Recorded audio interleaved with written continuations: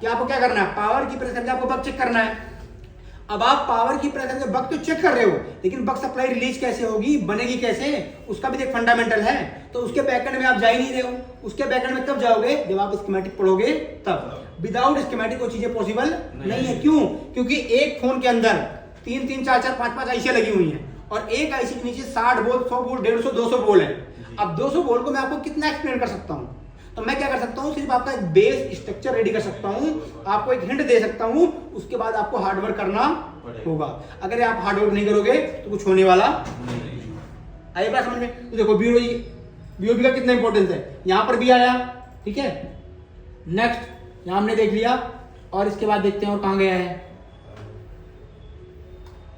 ये हमने देखा ही था, आईसी बना रही थी, यहां से निकल रहा था फ्लैश लाइट के लिए।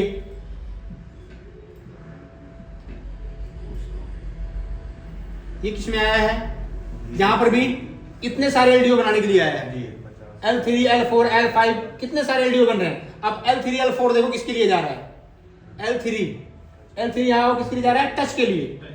अब समझो बीओबी सप्लाई कितनी इंपॉर्टेंट मायने रखती है कि अगर वो सप्लाई नहीं आएगी तो क्या नहीं बनेगा, टच काम नहीं करेगा। अब आप चलो मानता हूं आप टैलेंटेड हो, क्या करोगे, आईसी चेंज कर दोगे, आईसी चेंज कर दोगे ना। अब पता लगा वो लाइन आगे से कट ऑफ है तो क्या करोगे तुम भाई? अगर बीओबी का वोल्टेज यहां इनपुट नहीं हो रहा है इस पॉइंट पे, ये लाइन ही कटी पड़ी है, तो क्या करोगे? ऐसे नॉर्मल में तो सर रिवॉल्व कर देंगे, हो गया तो ठीक है, नहीं तो रिटर्न करेंगे। रिवॉल्व कर दोगे, मैं कह रहा हूं चेंज कर दोगे, बहुत बड़े मास्टर हो, चेंज कर दोगे।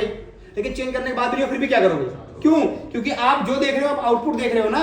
क्यों? क्योंकि ये सप्लाई आपको टच पॉइंट पे मिलेगी, ये सप्लाई आपको टच पॉइंट मिलेगी, तो वहां पर आप आइडेंटिफाई कर लोगे कि सप्लाई नहीं आ रही है। सप्लाई कौन बना रहा है उसको आप देख लोगे, कौन बता देगा, बोर्नियो बता देगा, अंकल जी बैठे हैं, बोर्नियो बता देगा। लेकिन अंकल जी आपको ये एक्सप्लेन नहीं करेंगे कि ये सप्लाई बोर्न कहां से हो रही है, जन्म कहां से ले रही है, इसका बैकएंड में क्या है और किसके बिना सप्लाई नहीं बनेगी। ठीक है, तो कौन सा कितना नंबर था, L3। L4 में क्या है, L4 देखो इधर से आया L4 किसके लिए है, SIM1 UM, मतलब ये SIM1 है, NFC। अब बताओ अगर ये सप्लाई नहीं बनेगी तो आपका सिम ही काम नहीं करेगा। अब आपके फोन में सिम नहीं काम कर रहा है, आप सिम ट्रे चेंज करोगे, सिम जैक चेंज करोगे, या NFC उसमें यूज की गई तो NFC चेंज करोगे, लेकिन आप बैकएंड में जाओगे ही नहीं। क्यों?